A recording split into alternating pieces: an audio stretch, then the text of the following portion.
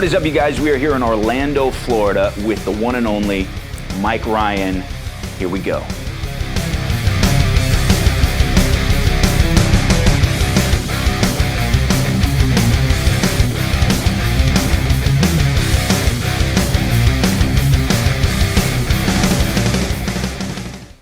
I did a jacket for MGK and it had red horns on the back and they were like completely studded out, and he wore it at Red Rocks and I was there. Yeah. And that was really fucking cool to see. Wow, that's rad, yeah. And you know, there's pyro everywhere and it's just really that's cool. So sick. So bro, I've been following your stuff for years. I've seen your stuff years ago, and I actually saw you. Here's what's so cool, I think, about there's so many artists that like, there's so few artists that are like rock stars and like themselves, to where it's like you're who you are, and like you're, you know, who I saw you as, you know, how you represented yourself was the first thing that was like really engaging when I saw you years ago. And then seeing your pieces and how what you do, it's not just clothing, they tell stories, they carry like an attitude with them, they're worn by rock stars. But like before all that, you were just a guy trying to like figure it out, right? Mm-hmm. So I want to kind of rewind. Yeah, you're still on the journey. Still figuring it out. Yeah. So I want to kind of rewind it though. Like what was the first piece that you ever made, and did it suck? 100%. It wasn't the first one. 100% awful. It might still be on my Instagram if you scroll. Oh, really? You left it up? I might have. Yeah. Actually, maybe me and my wife might have went through it one day and she was like, eh. And I was like, that's garbage. Yeah. Let's delete that. Yeah. What was it? I think it was just a black jacket I snagged from Goodwill and like threw some silver studs on it, some silver distressed paint, but it was just not executed well. But hey, it was a start. But you know? So how old were you whenever that happened?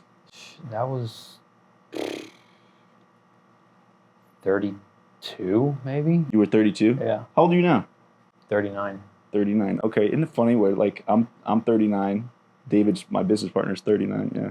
All right. So the early days, bro, like before you were doing stuff for musicians, custom orders, like what did your life look like before you got into what you do now? Like, was an endless restaurants. I worked in restaurants for like 18 years. Wow. So you were the food service industry. So my first job was at a skating rink that my uncle owned. Yeah. But it's still kind of like in the realm of hospitality. You're serving people with a service. Right. And then from there, it was like my mom had a restaurant, so I'd like wash dishes. So my first restaurant job was a dishwasher. Wow, no way. And then... How old were you then? I was 14. Yeah. And then it just went from dishwashing to serving tables, to bartending, to line cooking, to every in and out of a restaurant. I was on it. Were you into fashion then? I wasn't not as much as I am now. I was always an artist. So I had that. So I loved the aspect of like, my last restaurant job that I left was like semi-fine dining. So there was an art to putting the plates together, which I really enjoyed. But just after a while, it was just burnout and not me, to be blunt. And I started, it's actually funny how I got into doing all of this. The house that I moved into at the time, there was this, I don't even know how old it was, but they left behind a sewing machine. I was like, this is what you're gonna do. It's almost like it was given to me for whatever reason. Didn't know how to use it. I knew how to plug it in. I'm pretty mechanically inclined, so figured that part out. Then I'm like, how do I put thread through this thing? I don't know. YouTube University helped me out. Went on there, learned how to string it up, learned how to, put a needle in. Literally started as a baby intro to sewing.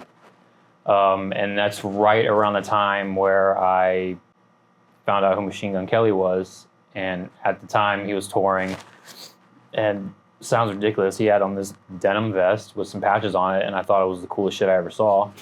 I was like, I can make that. Still didn't know how to sew.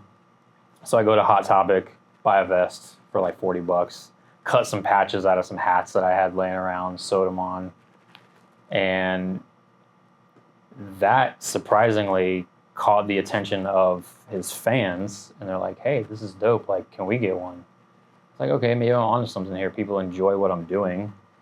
So let's, see where this goes. And I did that for a while. Like, I was sending pieces out to people all over the world. Like, guys in Amsterdam, Russia, all over the States.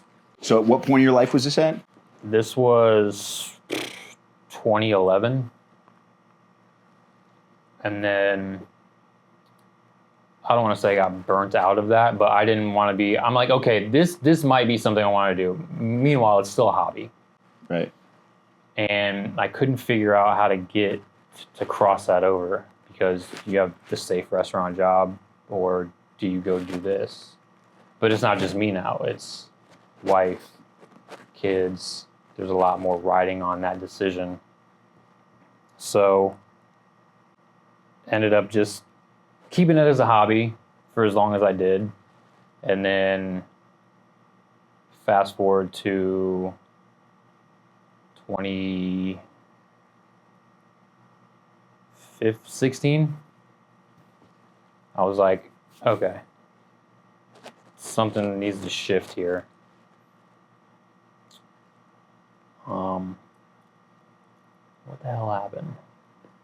So for 5 years, you were doing everything this way. And the whole thing that's really wild is that it sounds like you kind of almost fell into it because you were a fan of Machine Gun Kelly. Right. So you didn't have, so when you were a kid and you were growing up and you were doing things in the food service industry and you're working in all these restaurants and doing all of these shit jobs that you knew you didn't want to do, but you're just doing what you got to do to get by. Mm-hmm. So while you're going through all of that, you're in this position where you kind of almost fell into it. Like you weren't like, so did you feel like when you were a kid, did you feel like you were artistically inclined? Oh, for sure. Like yeah, you did. Okay. Yeah, I was winning like coloring contests in first grade, beating out fifth graders, just sweeping them up. Yeah. So, and then I had a short-lived like graffiti career, like bombing trains and like side of buildings. That's awesome.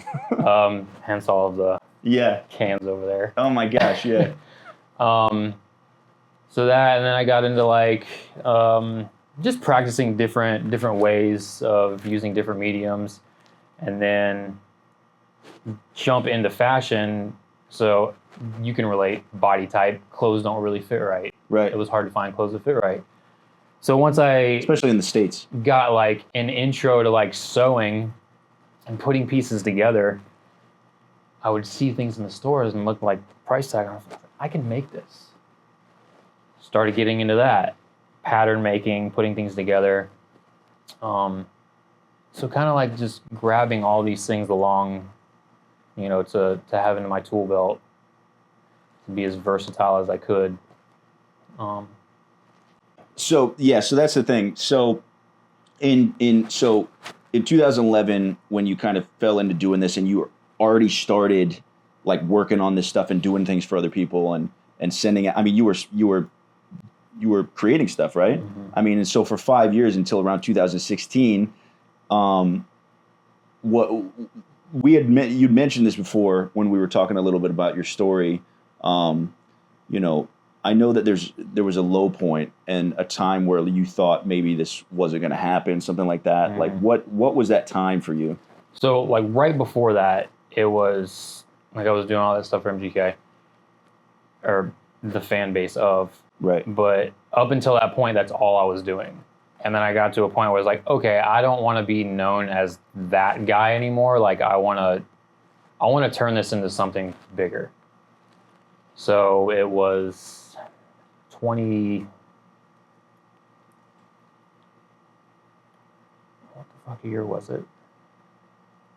I think it was 2019. 2019.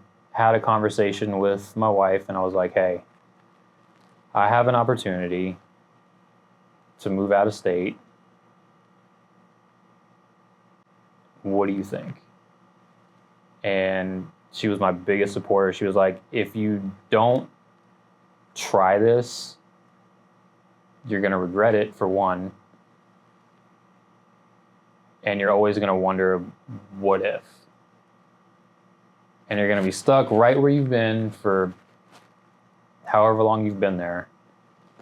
So you need to go. As hard as it was for us to both, because I was going by myself. Mind you, it's her, my 2 daughters that are here, and I had to, they didn't understand at the time. I was like, where are you going? Oh, I'm going to work, right? That was probably the hardest thing I ever did. And I remember getting there, like, all right, here we are, this is it. And just to paint a picture for you, I was, I think 33 at the time, 34. I left my car here, took 2 suitcases and my cell phone, moved into an art studio on this little strip in Texas above like a fucking Boost Mobile store. There was a couch in there, and I walked up the stairs, and I was like, all right, this is it. Like, this, we're here. This is what we're doing. We're going to fucking make it work. So yeah, couch. There was a shower there. Little, again, just to paint a picture, it was a showroom by day. Like, people could come. It was open to the public. But at night, I would have to pull all my shit out of the shower that was covered by a curtain, do my thing, get dressed, shower, put it all back. Wow. Hit the couch, and like, I had probably like 90% of my nights were like, what the fuck are you thinking? Right. Like, yeah, you, like, because you had kids and everything. So okay, so you're originally from Florida, is that right? So when you lived in Florida, you ended up knowing that your opportunity was going to bring you to Texas. So whenever you went there, you really ended up being kind of almost homeless there, yeah? Yeah, I mean, I never actually thought of it that way, but yeah, I didn't have anywhere to go. You were living in the place that you were working. It was like, oh, you want dinner? Uber Eats, spending $25 on McDonald's every night. Yeah. Like, that shit got old. Yeah. And didn't know anybody, you know, because... Were you and your girl married at the time? No, we were, we actually got engaged right after that. She came to visit me, and then we made the transition to Nashville. And we both get there and we're like, holy shit, this place is fucking awesome. Like, we could see ourselves here. I was like, well, good thing you say that, because like she didn't know I had a ring in my pocket. It was that weekend. Wow, that's so rad. That it all went down. She said, yes, we're here. Yeah. But yeah, I was in Dallas for 6 months, and it was very, very difficult to get through mentally wise. Like I said, leaving everything, wondering if you made the right decision every day, and just trusting in that was the right decision, and having that support from my wife, just to boots to the ground. And so when you started in this, you were what's your girl's name? Harmony. Harmony. So when you and Harmony when you started, you were with Harmony already, right? Mm-hmm. So how much of her support do you feel like was an attributing factor to your success? I mean, I feel like it's so wild, because I feel like so many, I don't remember who said this, but so many guys who are successful, you can attribute it so much to like your significant other. Yeah. Like, you hear it all the time, but you like, until you actually experience it and go through it, you're like, holy shit, like, it's not just like some bullshit cliche thing that people say. It's absolutely. And then it's feast or famine. It's like, if she's with you during the hard times, you know she's going to be there in the good times. Yeah. And it's like, she's supporting you in that hard time. So the fact that you were literally living where you had to move your stuff in and out every time, you're right? Yeah. I mean, that's pretty gnarly. But she's like supporting you through all of that, and believing in you and believing in your abilities and everything, and knowing that this is what was going to end up happening. But yeah, man. So dude, I want to talk to you about like kind of was there a time period where you started to feel like you were really having big traction with it? Like who was the first big name musician to like wear your stuff? Like, how did that happen? After MGK, who was the next kind of person? I want to highlight, it was really, really fucking cool. I did a jacket for MGK, and it had red horns on the back, and they were like completely studded out. And he wore it at Red Rocks, and I was there. Yeah. And that was really fucking cool to see. Wow, that's rad. Yeah. And you know, there's pyro everywhere, and it's just really that's cool. so sick. Is that the photo that's on your Instagram? Yeah. Yeah. It's pretty rad. Next to that must have been emotional, dude. It was really, really cool. Yeah. There was like this whole, not to get sidetracked, but it was like right after Mac had passed. Okay. So, who the fuck opened? Shut up. Beep, beep. It's Coulson. It was right after Mac had passed, and who opened for him?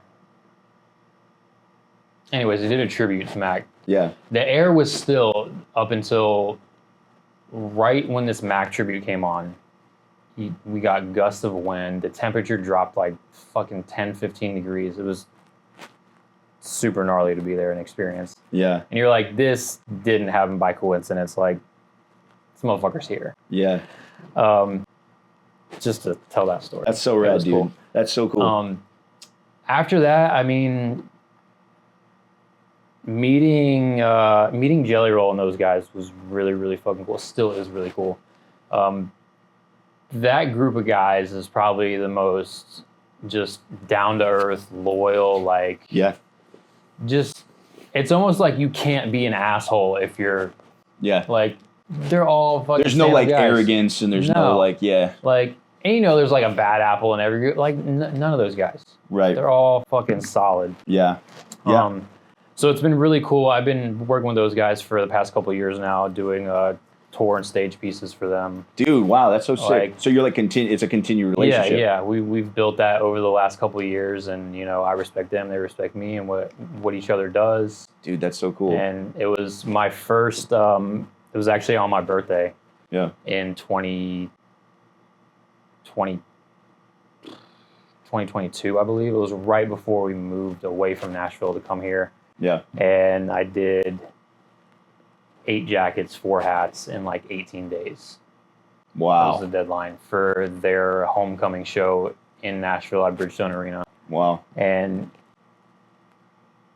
you got the whole lineup of guys wearing your shit, and it's your birthday. And bro. The visual of a sold out stadium. Yeah, and like, with your stuff. With like it was crazy really cool. Talk about cool. Dream fulfillment, bro. Yeah. That's so sick. And then just being with those guys led into like, you know, going to festivals and meeting people and shaking hands with that I saw on fucking MTV when I was in high school. Yeah. Like Jacoby Shaddix and like all those guys with P-Roach and... When you're like walking into your dreams. Yeah. It's a weird thing. You're like, man. Who like the fuck am I right now? Yeah.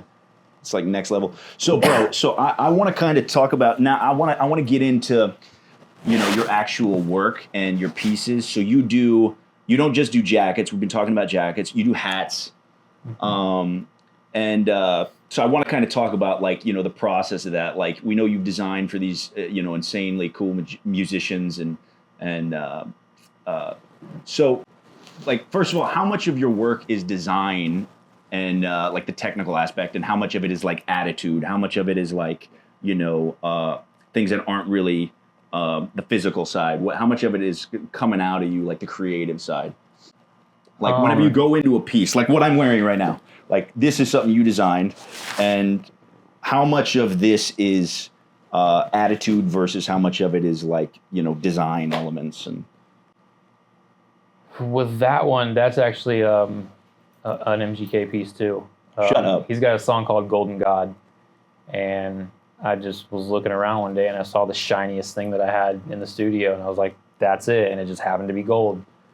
So I knew I didn't want to completely cover it, and I wanted to add the contrast with the silver as well, and the studding and lyrics down the sleeve, which was most of this stuff. I'm very, very fortunate in doing this that people most of the time give me maybe a general idea, maybe not. They're like, do whatever you want, which is double-edged because you're like, give me something. Like, I don't know who you are. I don't know your style. I can get maybe an idea, but if I've never seen you before and you're just like, do what you want to do, I might give you something that's absolutely fucking crazy. and you don't feel comfortable wearing. So there's an element of interacting with the client to, hone in on specific ideas and details that they find, may work for them, whether that be something as simple as a color or something as deep as, hey, this belonged to my grandfather, can you add this to it and, breathe more life into it so that I can repurpose it and it live on. Right. So how is there ever times where do most people say just trust you and go, or is there times where people are like, more times where people say that they want you to add this little element to it or something? Was there ever a time where somebody asked for something you're like, hell no, I can't make that? Like, no, you can always figure out. If I couldn't, you don't know. Yeah. But I figured it out. Right. Like, I feel like you have to have that element of not be a yes man, but also like believe in yourself enough to figure it out and pull it off, instead of just being like, no, I can't do that. So there's a ton of confidence going into it. I mean, you got to just know that you're going to pull off exactly what you're trying. For sure. Like, especially like, like I said, people will send me things that, belong to family members that aren't here anymore. It's like that alone, like me handling a piece of your family and a piece of your heart, and, you trusting me to cut that into pieces, for example, and be able to, express that in a way that not only I'm proud of, but you also enjoy. Right. Yeah. Well, is there a piece that like you would never ever sell? No, because I feel like at some point, like, what are you hanging on to? Like, you made that 5 years ago. Like, why do you need it? Yeah. Like, you have the memory of it, but you don't need the physical piece. And like, there's something cool about making something for someone and not knowing where it's going to end up. They could give it to their son. They could give it to their grandson. They could, sell it to somebody else that appreciates it more than them. They could, it's just like art. When you sell a piece of art, you don't know whose house it's going in. Right. You don't know where it's going to end up in 30 years. Yeah, so you would say, like, as the way that you are as an artist, I mean, a lot of times you're creating stuff. Like, you said this to me, I think maybe a year ago, whenever I first introduced you to the deck of cards, the Feather and Bone playing cards. You had said this is something that didn't exist before, and then now you made it and it exists. Yeah. And so that's something that I feel like is so, like, that's such a beautiful thing for you as an artist, is that you really look at things next level like that. You're looking at what it's doing for somebody. The fact that it didn't exist before and now it exists. You're creating something out of nothing. You created something that there's nothing else in the world like this. Right. It's one of a kind. And so you're creating emotion. You're creating a wearable work of art. You're creating something that will live on forever.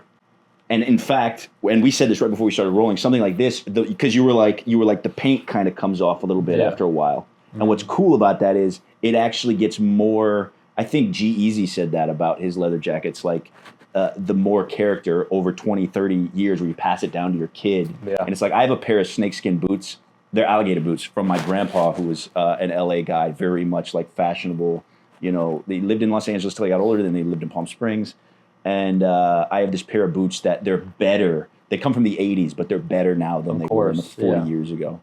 But I wanted to get really quick into a little bit of the business side of this, because like a lot of artists struggle with the business side of it. When did you realize that this wasn't just a hobby, but it was like a brand? When did that like kind of click for you? Was it pretty much right out the gate in like around 2011? No, not at all. For lack of a better word, I lost.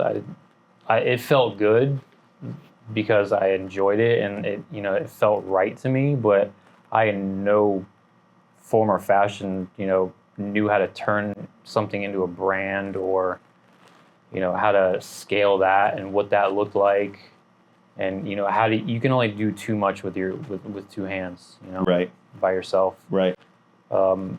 Which is, why my wife's been such a, key aspect into not only like helping me mentally through things, but like, taking physical things off my plate, whether it's something as simple as like, hey, can you go mail this for me? Or can you, I'm having trouble with this idea, or with this, what do you think? Like, here's my idea. What do you think? Right. And she'll throw ideas at me, and we'll kind of bounce ideas off of each other, and some things stick, some things don't. But it's so, I'm very fortunate to have that, in house. I can, hey, come in here. Right.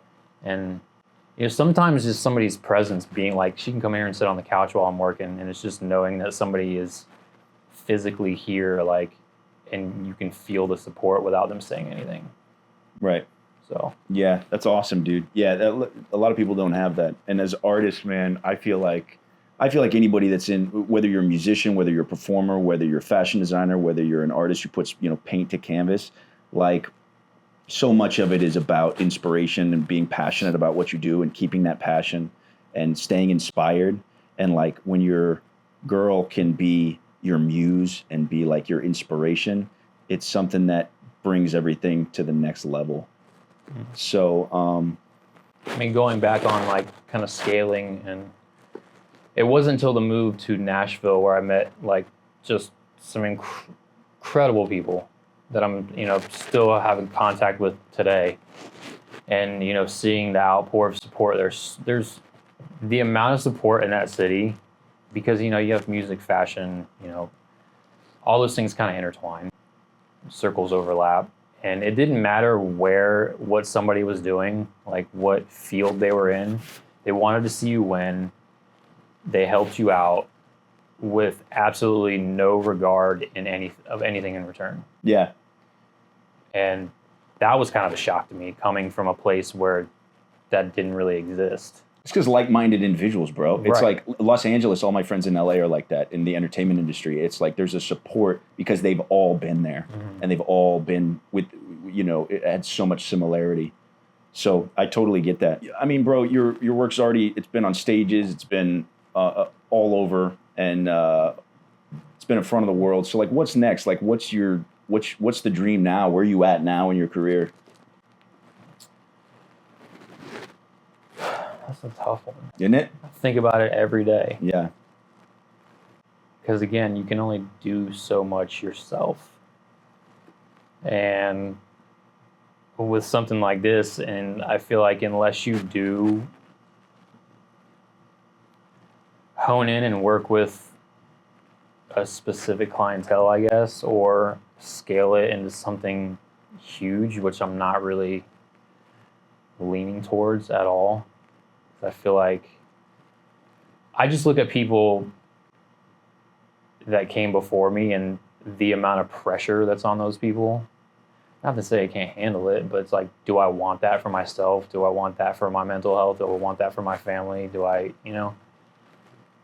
So I think working with, you, like you said, like-minded individuals, and not trying to blow something up, but create something that is specific to a group of people or an individual with a specific style and taste and background that kind of get you and appreciate what you're doing and feel confident and comfortable with the things that you create.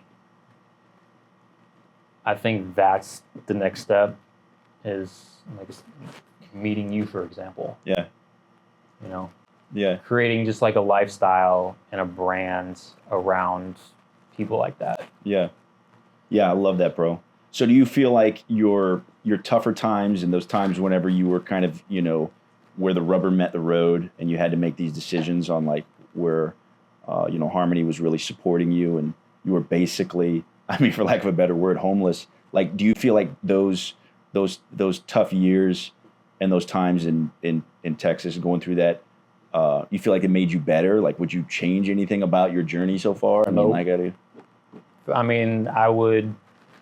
I went all through all that for a reason. Right. Like I said, if I never went to Texas, I wouldn't have went to Nashville. I wouldn't have, made the connections and the friendships that I have to this day that have brought me places I never thought I would be.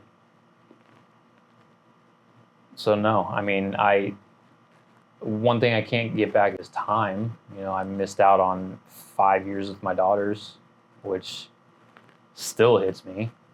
Like, right now. Granted, they live across the street, but Yeah, that's a blessing, bro. for 5 Live across the years, it street. was like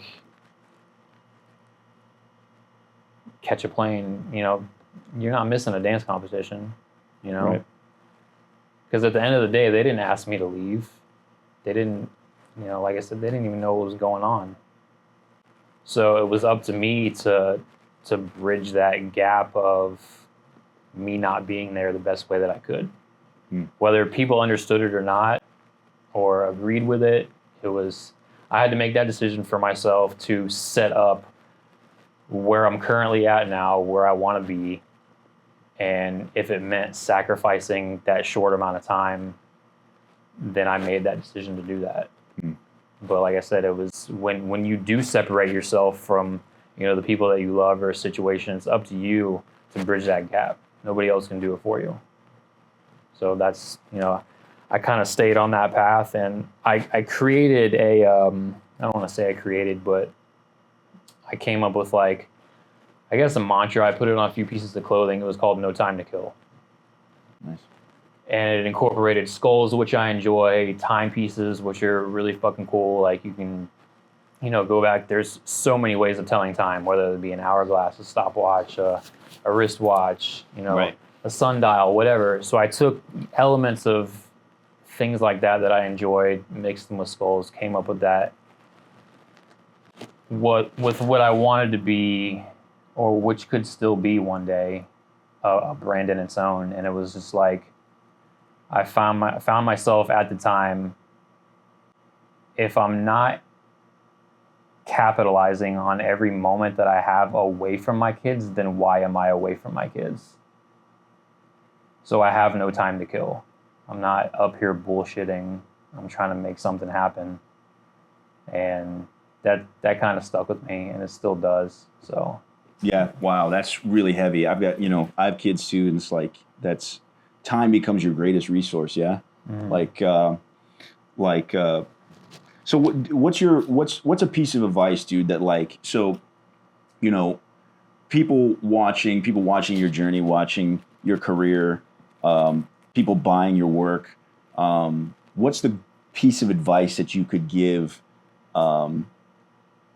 Give me a piece of advice that you could give somebody maybe who's an artist, whether they're a creative, whether they're a fashion designer, or an artist who puts paint to canvas. What's a piece of advice you would give somebody who's maybe multiple steps behind you, and they're looking to kind of advance to your level, like? I mean, you got to believe in yourself first and foremost. That goes without saying. Like, if you're just doing something to do it because it seems cool, or, it's what other people want, I don't really see a longevity in that. And I know everybody says it, and it sounds just repetitive. But it's just like, this is what you want. You got to keep going, because you don't know who's with the internet these days. You literally don't know who's watching you. Right. I didn't know who you were. I had seen your face before, but I didn't know you had any idea of who I was. Right. Same thing with, it could be, Joe down the street, or, an A-list celebrity. You don't know who's watching you, what tomorrow holds. And dude, I wanted to give up so many times. So many times. What kept you from giving up?